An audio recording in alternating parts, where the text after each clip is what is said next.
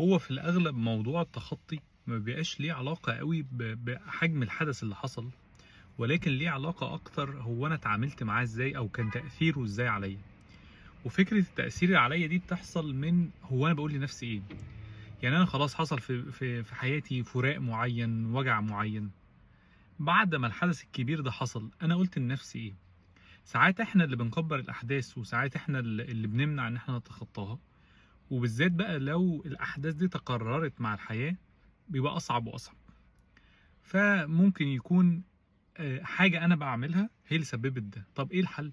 الحل ببساطة يا إما هاخد بالي لوحدي هو أنا باتعامل إزاي مع الأحداث، يا إما ألجأ لحد متخصص كده يوريني من ورا، من بعيد، بنسميها كده هليكوبتر فيو من فوق كده، يبتدي يشوف هو أنا باعمل إيه، ويبتدي يساعدني إن أنا أفكر بشكل مختلف. وبالتالي شعوري تجاه الحاجات الكبيرة بتحصل دي هيختلف إن شاء الله.